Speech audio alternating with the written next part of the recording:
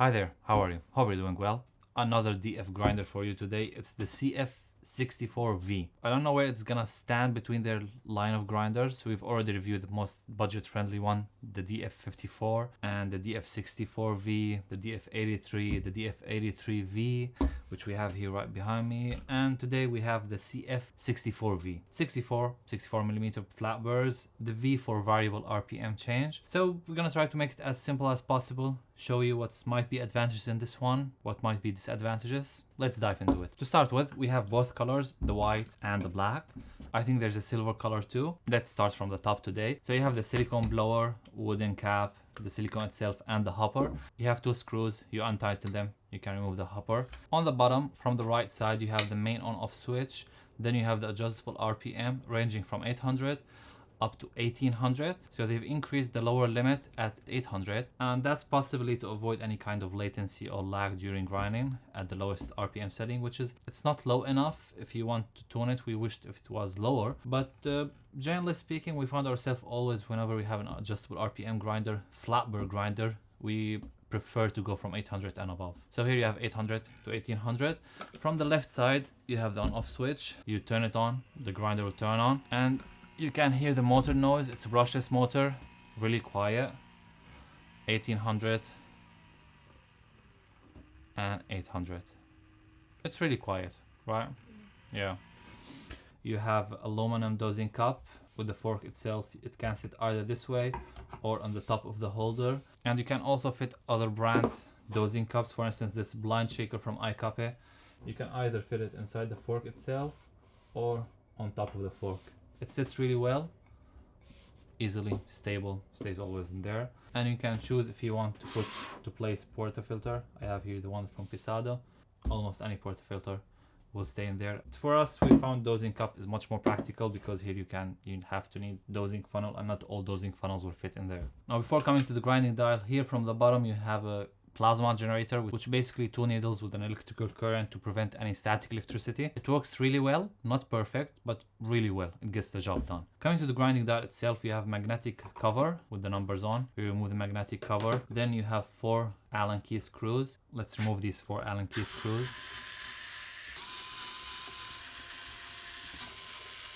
We removed 4 screws. You can take out the grinding dial from the front. And once you remove the front burr carrier, you can see there are no burrs because we made an experiment. Here you have something similar to Prebreaker. We want to test how effective this Prebreaker is. So we remove the burrs, put everything back inside. We pour the coffee beans and they came out from the bottom. And before doing that, here from the bottom, there's declumper, plastic declumper and plasma generator. So we made sure that the hole is open. We removed the declumper to avoid any coffee beans stuck in there and regrounding. We wanted to check how efficient the Prebreaker is, and I would say it's maybe 90%, 80% efficient. So funny enough, when we were slow feeding in the beginning, it was maybe 70% effective, but once we poured all the coffee beans, maybe it broke 10-20% of them, I would say.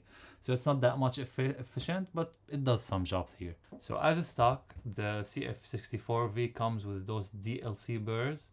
They are versatile burrs, coated like diamond, like carbon coating, and they do offer you the option of going with SSP burrs, but as stock it comes with these burrs. They are good, decent in espresso, decent in filter coffee. Filter brews were a bit muddy, a bit astringency, like you're not getting out of your filter coffee really enjoyable. It's acceptable. Espresso, kind of versatile, but once again, you're not getting that much clarity or separation tasting notes. However, if you want to install SSP burrs, they do offer them from the factory, but as we received those first initial units, they were really like the first production units. Our friends at Me Coffee sent us those units to test and compare with different burrs. The screws that they are using to stabilize the burrs themselves, they are a bit lengthy, and their burrs are thicker than SSP burrs. The thickness of this layer here with SSP burrs, so basically when you are putting the screw inside SSP burrs, it goes deeper than it's supposed to be, only for those first production units, and it will be touching against the burr carrier from the back. It will be grinding through the grinding chamber. So we couldn't test it with SSP burrs, unfortunately, but that's an easy fix. They fixed that with the newer models. They just started providing shorter screws. They fixed the issues. But for us, lucky enough, we were able to test them with the newer burrs on the market. They are the wave burrs by our friend at CF64. Those burrs are super interesting with their geometry. You can see here they're called the wave burrs, And they have two models. This is the all-purpose or multi-purpose model, basically for filter coffee and espresso. And the other model, and those version, they are the espresso version Burs.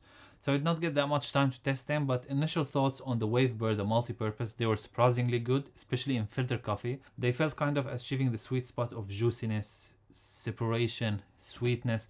Like there are no compromises, because usually when you go like really high consistency flat burrs, you might lose some sweetness, some aftertaste. Those felt they are offering something new. Further testing is coming. We will share feedback with another video coming soon. But for now, our initial thoughts, those multi-purpose, they were very enjoyable in filter coffee. In espresso, more enjoyable in turbo shots because they provide high extraction yield, and in the 30-35 extraction time, they felt sometimes over extracted, let's say. But if you are aiming for 25 seconds, 20 seconds turbo style shots, they were super enjoyable. Feel free to check them at our friends at Beam Bros. With those burrs, no issue, we were able to install them even with the slightly lengthier screws. And yeah, let's put everything back together, show you how it sounds while grinding coffee beans. Now, before putting everything back inside, the good thing about the CF64v is that it comes very well aligned by the manufacturer. And even on the burr carrier itself, you can see that they installed paper shims, the white one here and the white one here. This means that they really test each grinder before shipping out. So if you're planning to install SSP burrs, that's the better option, to order it as stock from the company with SSP burrs. They come pre-aligned, pre-installed for perfect alignment.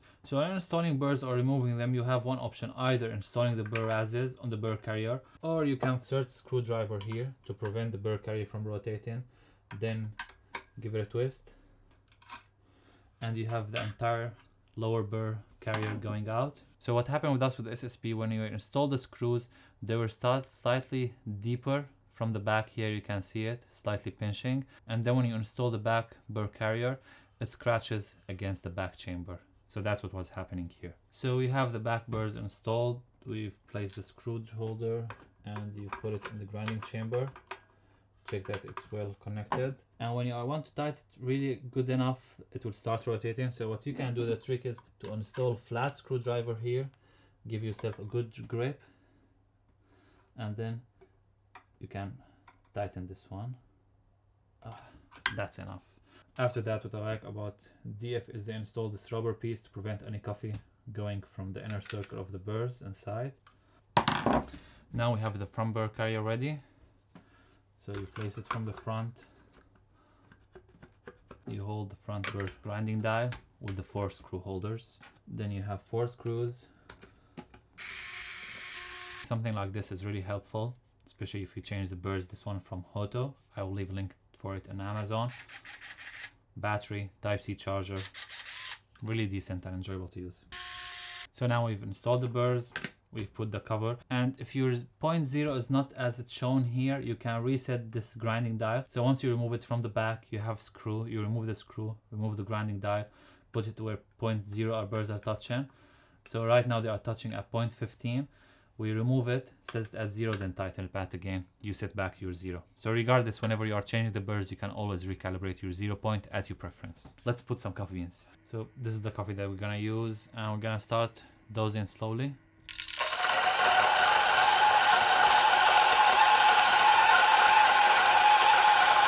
I'm gonna pour all of it.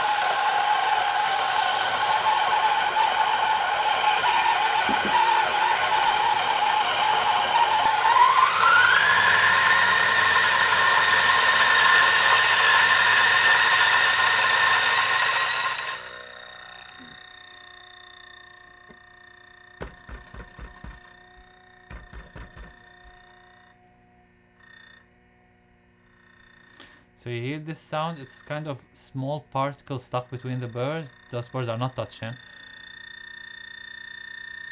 Right now they are touching. This is like at this setting, you see, like we went.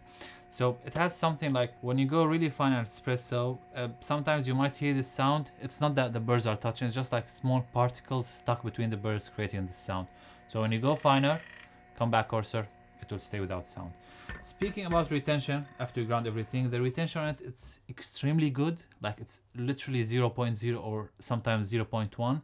So it has super low retention, especially once it fills the gap. We made a test, we tested, it's perfect retention. So to wrap this video up, this grinder checks so many boxes: low retention, plasma generator, adjustable RPM, recalibrated from burr dial. It's a vertical design, and I think at this point DF wanted to provide a vertical burr grinder design, but considering the DF64v, that grinder with a fully metal build quality, this one also has fully metal build quality, the dosing cup, the base itself. I really lean towards the DF64v still, and in our opinion there's nothing special about the look of it. You cannot say it's a beautiful grinder. It's a good grinder, but nothing special about it. Once again, especially when you compare it with the DF64v. Let us know your thoughts in the comment section below. Thanks for Coffee for sending these review units, and if you ever decide to go this or our favorite, the DF64v2, with that one added plasma generator, feel free to benefit from our discount codes. As always, thank you for watching, and see you in the next one. Take care. Bye. Just when you thought that DF were finished. PM. As long as...